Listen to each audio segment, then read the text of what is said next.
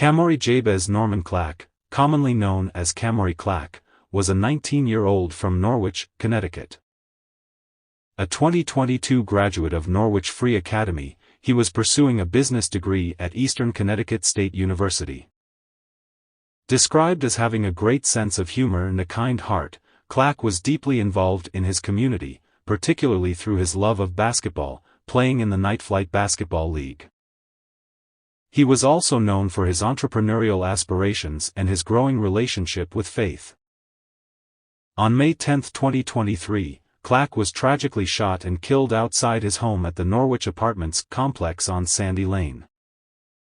The incident occurred around 1:40 p.m., and he succumbed to his injuries at Bacchus Hospital later that afternoon.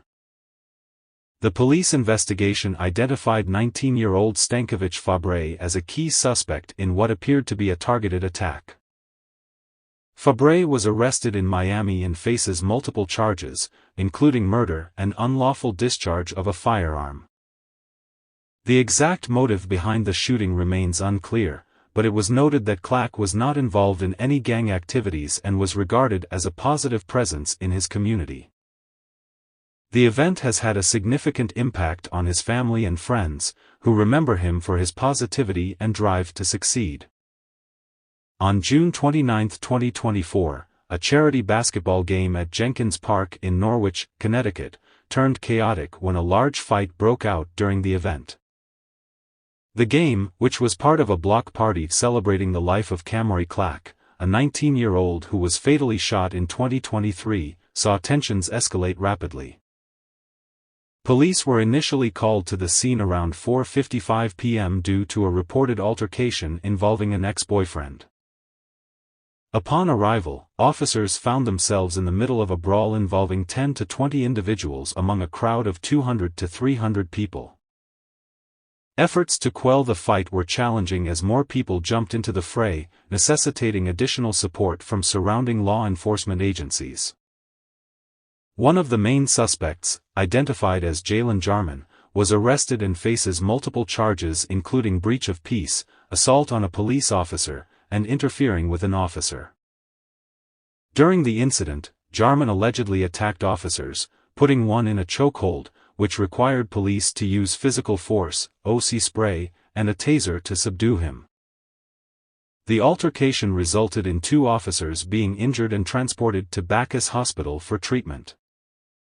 Due to the aggressive behavior of the crowd, the event was ultimately shut down to prevent further violence. Police have indicated that more arrests could follow as the investigation continues. The Norwich Police Department released body cam video on Monday. "We understand police use of force is very controversial and sometimes use of force like this is needed to bring a situation, a very chaotic scene, into control," said Norwich Police Chief Patrick Daly. "I don't believe that they de-escalated it the way that they should have. I think they could have done better," said Tanika Davis, the mother of Jaden Jarman, who was arrested during the incident. "We're still trying to figure out the why to that altercation, but we're having a little difficulty," Chief Daly said.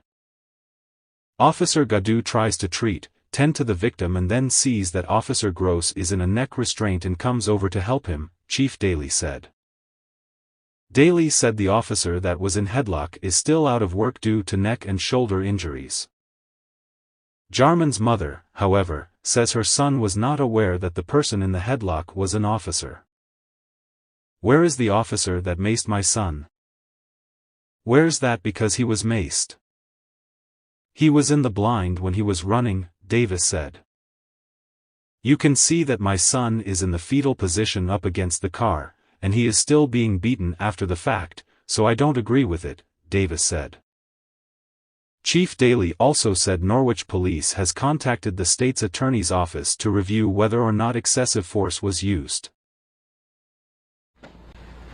I'll start with a brief statement and then we'll get into watching the videos. At the end of that, we'll take some questions as much as we can. The videos we're going to show, I want to tell you now, some of the language may be graphic. We've done our best to redact the images that the state has requested that we redact.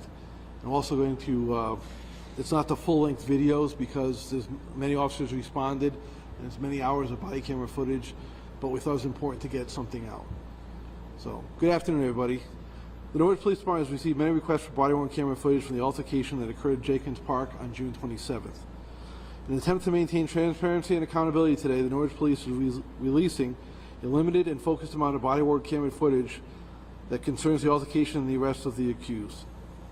The reason the entire footage is not being released at this time is the redactions that must occur magnified by the amount of officers that were present that day. Realize that police use of force and police use of force in general in this incident has been a cause of great public concern.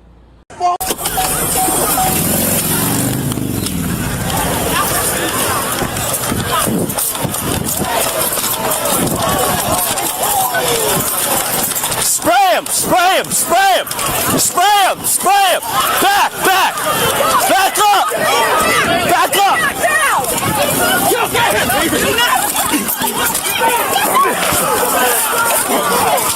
Watch out! I'm spraying him! Watch out! Whoa! I tease him! Tease him! Alright! Get in the cuffs! Get in the cuffs! He has a back now! Get away back! We need hands on your back! Give me a bit! Watch out! Watch out!